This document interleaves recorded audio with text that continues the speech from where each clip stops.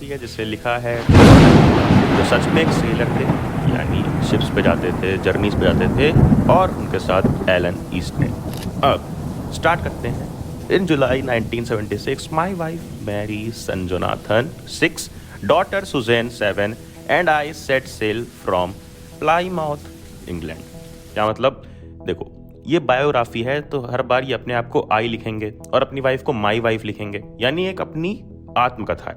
तो ये बता रहे हैं कि जुलाई 1976 में इन्होंने, इनकी वाइफ मैरी ने, इनका सन यानी बेटा जोनाथन जो कि 6 साल का था, और डॉटर बेटी सुजैन जो 7 साल की थी, ये उनकी पूरी फैमिली 4 लोगों की, ये सब मिलकर प्लान करते हैं, एक सेल सेट करते हैं, यानी एक शिप जर्नी की तैयारी करते हैं। कहाँ से? प्लाईमाउथ इंग्लैंड से। और ये पूरी की पूरी जर्नी कॉपी करना चाहते हैं जो 200 साल पहले फेमस कैप्टन जेम्स कुक ने ऑलरेडी कर रखी थी। For the longest time, Mary and I, a 37-year-old businessman, had dreamed of sailing in the wake of the famous explorer. कह रहे हैं कि बहुत समय से मैरी यानी मेरी बीवी और मैं उस टाइम पर 37-year-old बिजनेसमैन हूँ, हमारा सपना था उसी फेमस एक्सप्लोरर जेम्स कुक को देखकर कि वो सपने को पूरा करने के लिए पिछले 16 साल से अपना पूरा का पूरा लीजर टाइम, यानी जो टाइम में वो खाली रहते थे, वो बिताते थे किसमें? Honing our sea firing skills. Honing means improving our sea firing skills, यानी सी ट्रैवल की जितनी स्किल्स होती हैं, बोट चलाना, सेफ्टी मेजर्स कैसे रखने, ये सारी स्किल्स वो होन कर रहे थे, यानी इम्प्रूव कर रहे थे पिछले 16 साल से अपने ब्रिटिश वाटर्स में, जहाँ वो रह रहे थे इंग्लैंड में। और अब फाइनली वो ये ट्रिप करने जा रहे थे अपनी बोट पे जिसका नाम था वेव वॉकर, जो कि एक बोट थी 23 metre long, 30 ton wooden hulled beauty. मतलब कि 30 टन उसका वेट था और वुडन हल्ड, हल्ड का मतलब है फ्रेमवर्क, ब्यूटी यानी लकड़ी की बनी हुई फ्रेमवर्क थी और एक वो ब्यूटी थी।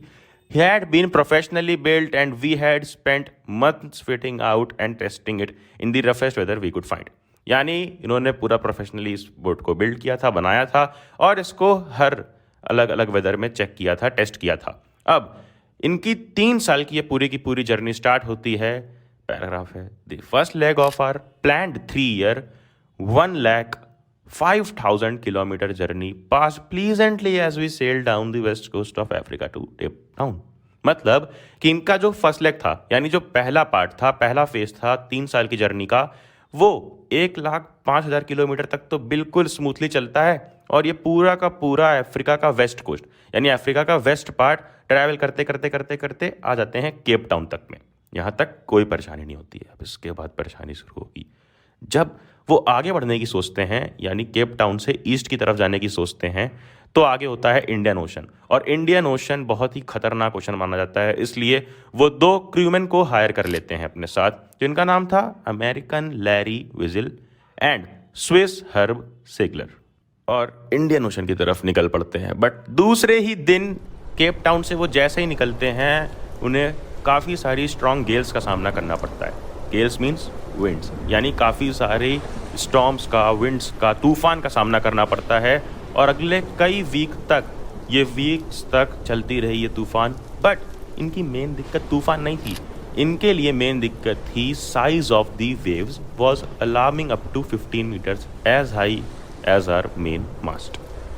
जो वेव्स का साइज था, यानी पानी की जो लहरें थी, ये 15 मीटर तक हाई थी, जो उनके मेन मास्ट के बराबर था। मेन मास्ट क्या होता है? देखो, ये है एक बोट, ये ऊपर जो बीच की लेंथ है ना, बीच का जो डंडा है, जो ऊपर टॉप तक जा रहा है, ये लेंथ होती है बोट की, इसी को मेन मास्ट बोलते हैं, जो कि कितना था 15 मीटर, और इतनी लंबी लंबी इनकी वेव्स भी आ रही थी, तो इससे ये बड़ा परेशान थे।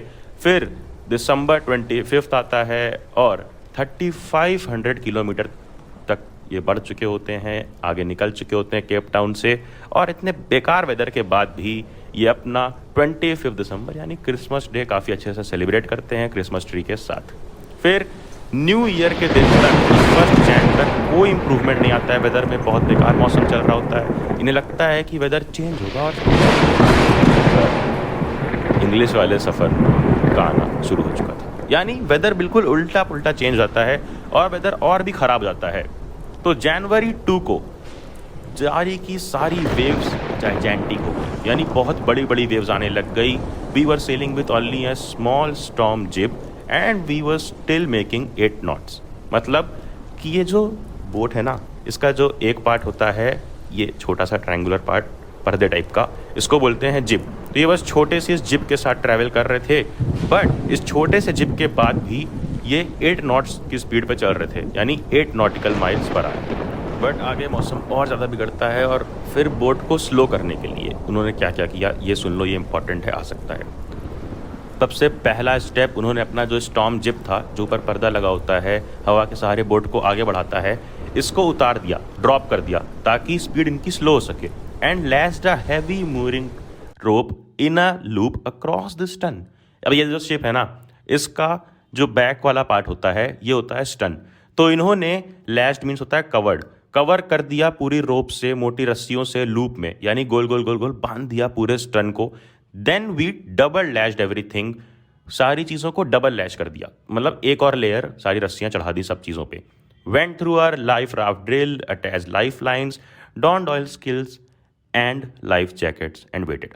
मतलब कि इतना करने के बाद, यानी शिप की तैयारी करने के बाद, शिप स्लो करने के लिए क्या क्या किया, सबसे पहले वो जो स्टॉर्म जिप था उसको हटा दिया, फिर लैश यानी कवर कर दिया रोप से स्टन को, और फिर उसके बाद डबल लैश यानी डबल कवर कर दिया रोप से हर एक चीज़ को। फिर उसके बाद अपने लाइफ राफ्ट ड्रिल में गए। ये क्या होता है, हर शिप में एक छोटा सा सिलिंड्रिकल बोट होता है जिसके अंदर तुम बैठ सकते हो, जिसको लाइफ राफ्ट बोलते हैं, जब तुम्हें ऐसा लगे कि हाँ खतरा है, क्योंकि अगर शिप टूट जाती है पानी के फ्लो से तो वो सिलिंड्रिकल बोट तुम्हें बचाएगी। उसमें जाकर ये लोग बैठ जाते हैं, अपनी ऑयल स्किन्स पहन लेते हैं, लाइफ जैकेट्स पहन लेते हैं और बस वेट करते हैं, उम्मीद रखते हैं कि सब कुछ सही हो जाए। But the first indication of impending disaster came at about 6 PM with an ominous silence। कि जो पहला संकेत था, इंडिकेशन था पूरे के पूरे डिजास्टर का, वो कब आया, 6 बजे, विथ एन ऑमनियस साइलेंस, यानी कि एक बहुत ही अजीब से, वियर्ड से साइलेंस के साथ। जैसा कहते हैं ना कि आने वाला तूफान एक शांति के साथ आता है, बस वही चीज़ को यहाँ अंग्रेजी में लिख दिया यार। आगे पढ़ो, the wind dropped and the sky immediately grew dark, यानी हवा चलना तो थोड़ा सा बंद हुई, बट जो स्काई था, जो बादल था, पूरा का पूरा डार्क हो गया था, और एक बहुत बड़ा सा डार्क क्लाउड हाइट की तरफ आ रहा था।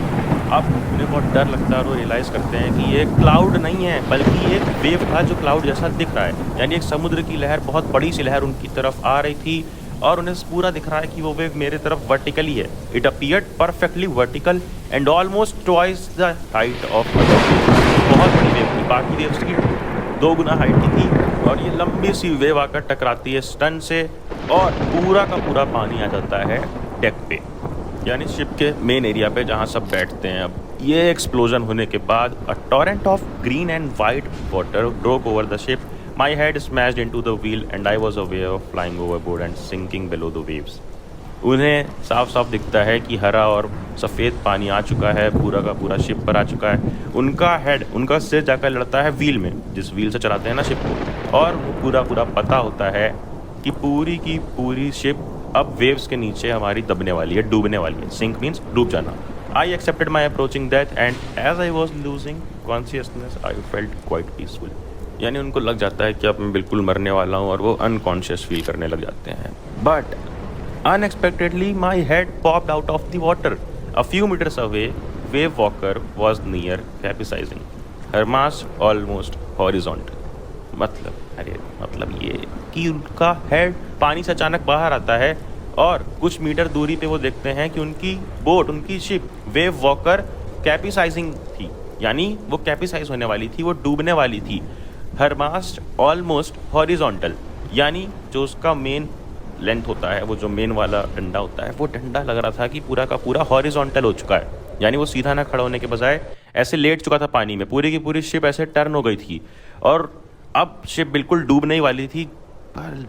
बट एक और वेव आती है उल्टी साइड से और शिप सीधी हो जाती है, यही लिखा है। Then a wave hurled her upright. My lifeline jerked taut. I grabbed the guardrails and sailed through the air into wave walker's main boom. यानी जैसे ही वो सीधी होती है, वो उसकी गार्ड रेल्स पकड़ते हैं और अपनी बोट के अंदर जाने की कोशिश करते हैं, but subsequent waves tossed me around the deck like a rag doll. My left ribs cracked, my mouth filled with blood and broken teeth. Somehow I found the wheel, lined up the stern for the next wave and hung on. मतलब कि आने वाली wave जो और waves आ रही थी उन्होंने उनको बिल्कुल उल्टा पुल्टा कर दिया, टॉस्ड कर दिया, जैसे कॉइन टॉस करते हैं, फ्लिप करते हैं, वैसे वो टॉस्ड हो गए और बिल्कुल एक रैग डॉल की तरीके, बिल्कुल एक टूटी फूटी फटी हुई गुड़िया की तरीके पड़े रहते हैं। उनकी लेफ्ट रिब्स टूट जाती हैं, हड्डियाँ टूट जाती हैं, माउथ पूरा का पूरा ब्लड से भरा हुआ होता है, दांत टूट जाते हैं, बट किसी भी तरीके इस तरह उल्टे पुल्टे रोल होते हुए जाते हैं और किसी तरह उन्हें व्हील मिल जाता है और वो व्हील चलाते हैं किसी तरह स्टन को, यानी जो शिप का बैक साइड होता है उसको सीधा करते हैं, अलाइन करते हैं ताकि वो नेक्स्ट वेव को झेल पाएँ। हर तरफ पानी पानी पानी हो चुका था और सडनली फ्रंट हैच खुलता है और उनकी वाइफ मैरी आती है और चिल्लाती है कि the decks are smashed, we are full of water, we are sinking, हम डूब रहे हैं। जो डेक है पूरा का पूरा टूट चुका है पानी से और पानी से भर चुका है। डेक यानी कि जो मेन एरिया था जिस पर सब बैठते थे वही टूट चुका है और पानी से भर चुका है। अब राइटर उनसे कहते हैं टेक द व्हील, यानी तुम ये व्हील संभालो, और वो किसी तरह जाते हैं हैच के पास। Larry and Herb were pumping like madmen. Broken timbers hung at crazy angles. The whole starboard side bulged inwards. Clothes, crockery, tarts, tins, and toys slogged about in deep water. अरे मतलब कि जो उनके partner थे ना, जो crewman थे, Larry और हर्ब, वो पंप कर रहे थे बिल्कुल पागलों की तरीके, यानी जो पानी अंदर आ गया था उसको बाहर निकालने की कोशिश कर रहे थे और हर तरफ ब्रोकन टिम्बर अलग अलग एंगल पे लटका हुआ था। ब्रोकन टिम्बर मतलब टूटी फूटी लकड़ियाँ, पूरी शिप लकड़ी की थी और पूरी टूट फूट के अलग अलग एंगल पे लटकी हुई थी। And the whole starboard side bulge inwards. Starboard side यानी शिप के राइट वाला साइड, अगर हम व्हील चला रहे हैं और उसके राइट वाला साइड देखें तो उसको बोलते हैं स्टारबोर्ड साइड। वो साइड पूरा का पूरा अंदर आ चुका था टूट के और सब तरफ उनके सारे सामान इधर उधर पड़े हुए थे, पानी में तैर रहे थे। ये सबको इग्नोर करते हुए I half swam half crawled into the children's cabin. वो अपने बच्चों के केबिन की तरफ जाते हैं किसी तरह, आधा तैर के, आधा क्रॉल्ड यानी आधा रेंग करके, और पूछते हैं आर यू ऑल राइट। तो उधर से रिप्लाई आता है yes but my head hurts a bit. उनकी बेटी बोलती है कि हाँ ठीक है बट मेरा सिर दर्द हो रहा है, और दिखाती है कि मेरे सिर पर एक बम्प आ गया है, यानी जो कभी तुम्हें बचपन में चोट लगी होगी ना तो फूल आता है जिसको हम गुड्डम्मा बोलते हैं, वही। अब ये सबको, उनके पास टाइम नहीं था कि वो छोटे से बम्प को देखे, उनकी खुद रिबकेज टूटी हुई थी, मुंह से खून निकल रहा था। ये सब इग्नोर करते हुए वो तुरंत जाते हैं, हैमर लेते हैं, स्क्रू लेते हैं और कैनवस, ये तीन चीज़ को लेकर वो चले जाते हैं उस राइट साइड यानी स्टारबोर्ड वाली साइड पे उसको बनाने के लिए। और वो किसी तरह वो वाटरप्रूफ कैनवस लगाते हैं, स्क्रू को मारते हैं, हैमर से फिट करते हैं ताकि और पानी इधर साइड से ना आए। किसी तरीके उनका ये काम सक्सेसफुल कुछ लेवल तक हो पाता है और उसके बाद और प्रॉब्लम्स और आ जाना शुरू होती है जब देखते हैं कि उनके हैंड पंप ब्लॉक हो गए हैं कूड़े कचरे से। यही लिखा है, more problems arose when our hand pump started to block up with the debris floating around the cabins. जब पानी में कूड़े भी आ गए थे साथ में, अब कूड़े की वजह से जो पंप हो रहा था, पानी जहाँ से निकल रहा था, वो छेद, वो एरिया ही ब्लॉक हो जा रहा था कूड़े की वजह से। और उनका जो इलेक्ट्रिक पंप था जो ऑटोमेटिकली वर्क करता है, वो शॉर्ट सर्किट हो गया था पानी की वजह से। अब इसके बाद वाटर लेवल बढ़ता ही गया। वो किसी तरीके डेक पे आए और दो स्पेयर हैंड पंप्स यानी जो एक्स्ट्रा हैंड पंप्स रहते हैं उनको देखते हैं तो वो भी टूट चुके थे, ranged overboard along with the forestaysail, the jib, the dinghies and the main anchor. Dinghies का मतलब जो छोटी बोट्स रखी होती हैं रेस्क्यू ऑपरेशंस के लिए, वो सब, मेन एंकर और जिब, सेल, सब कुछ टूट गया था, फट गया था। अब उन्हें याद आता है कि एक इलेक्ट्रिक पंप उनके चैट रूम फ्लोर पे पड़ा हुआ है। जाते हैं, तुरंत उसको पाइप से कनेक्ट करते हैं और थैंकफुली वो काम करने लगता है, यानी पानी निकालने का एक जुगाड़ हो जाता है। अब वो ट्राई करते हैं कि उनकी मेडे कॉल्स को रिप्लाई आए, बट ऐसा नहीं होता है। मेडे कॉल्स यानी कि मेडे यानी जब कोई डिस्टर्ब्ड एरिया में होता है, डिस्टर्बेंस में होता है, परेशान होता है, तो वो कॉल करता है अपने कंट्रोल सेंटर को, सेल्स की, शिप्स की, बट वहाँ से कोई रिप्लाई नहीं आ रहा था। ऑब्वियसली नहीं आ रहा था क्योंकि वो एक बहुत ही remote corner of the world में थे, यानी वर्ल्ड के एक ऐसे कोने में थे जहाँ ना कोई सिग्नल आता हो ना कुछ और। अब यहाँ पर वो देखते हैं कि उनकी बेटी का हेड, सू, जिसका नाम सू था, उसका हेड बहुत ज़्यादा फूला हुआ है और उनकी आंख ब्लैक पड़ चुकी है। And now she showed us a deep cut on her arm. उसके हाथ पर भी एक कट लगा हुआ है। और जब वो कहते हैं कि तुमने ये सब चीज़ मुझे पहले क्यों नहीं बताया, तो वो कहती है कि मैं आपको परेशान नहीं करना चाहती थी क्योंकि आप पहले से ही बहुत ज़्यादा हमें परेशान है बचाने में। अब इस तरह से बीतता है इनका जैन 2 का पूरा दिन और आएगा अब जैन 3। पॉपकॉर्न खाओगी? By morning on January 3rd, the pumps had the water level sufficiently under control for us to take 2 hours rest in rotation. यानी जो पंप उन्होंने जुगाड़ करके लगाया था और जो भी पंप काम कर रहे थे, उसकी वजह से सुबह मॉर्निंग में देखते हैं कि हाँ, इतना पानी निकल चुका है, वाटर लेवल इतना कंट्रोल में है कि जितने भी लोग वहाँ पर थे जो लगातार परेशान थे, वो 2-2 घंटे का रेस्ट इन रोटेशन यानी बारी बारी से रेस्ट ले सकते थे. But we still had a tremendous leak somewhere below the water line. जो वाटर लाइन होती है यानी ये शिप है, शिप के नीचे ये जो पानी बह रहा है, तो जहाँ पर पानी बह रहा है शिप के बॉर्डर पे, ये होती है वाटर लाइन.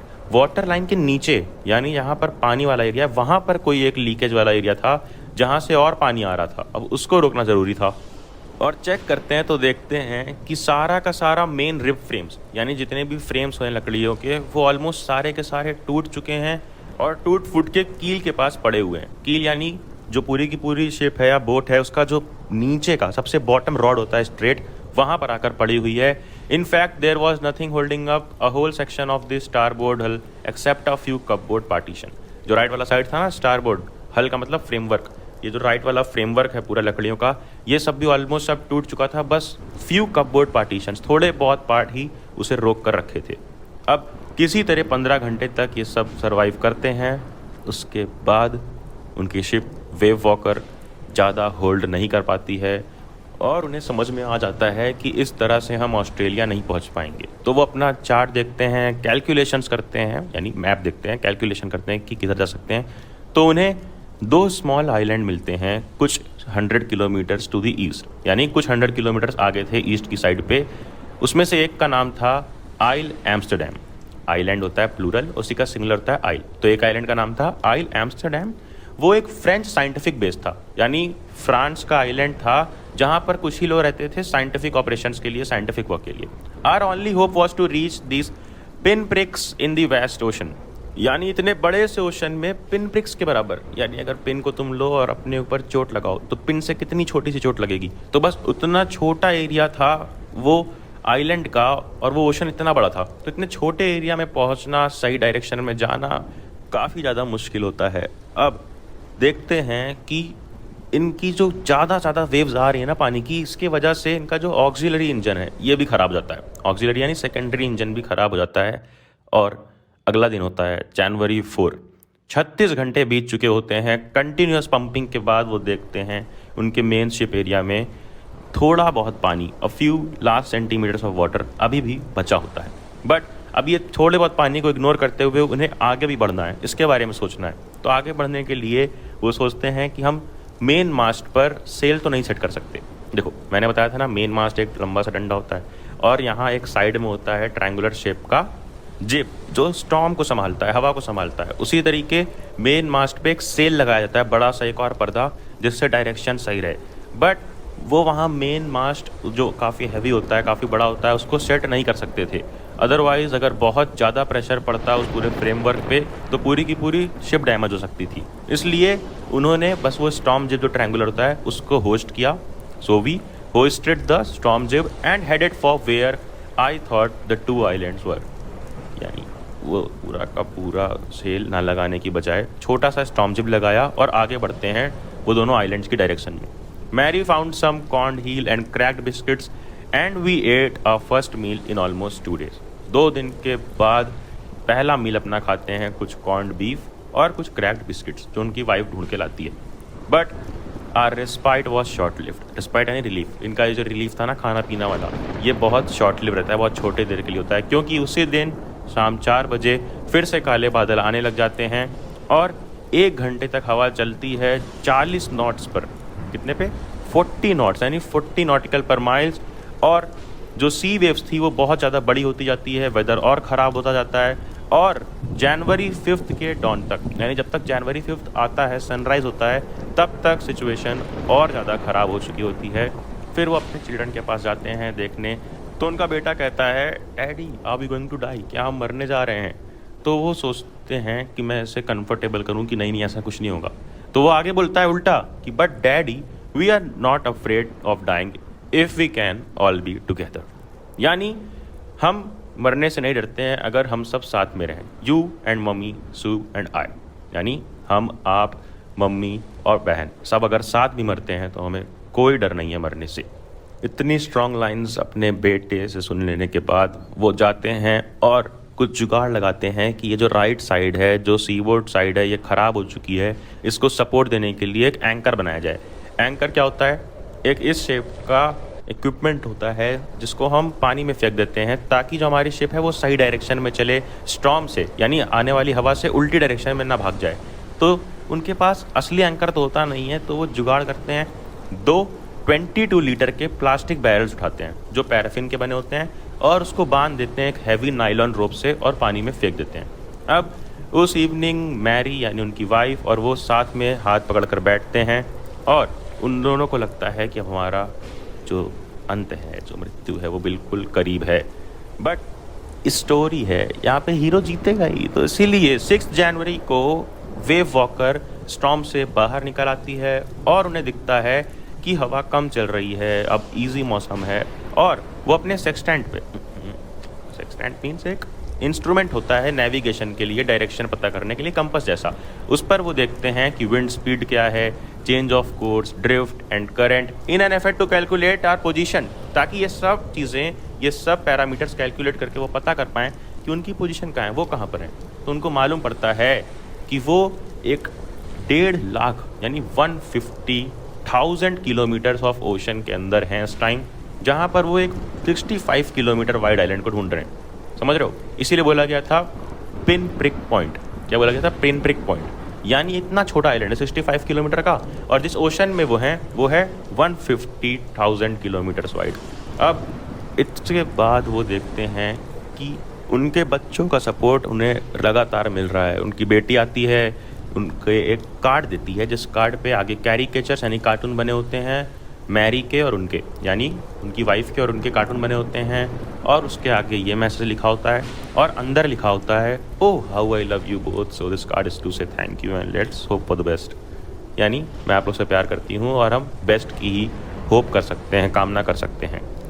अब इसके बाद कुछ भी नहीं बचता है और पॉजिटिविटी के साथ वो अपनी कैलकुलेशंस को रीचेक करते हैं और जाकर बताते हैं ये सारी की सारी कैलकुलेशन लैरी को, और उससे कहते हैं कि जो स्टीयर व्हील है उसको 185 डिग्रीज तक मोड़ दो।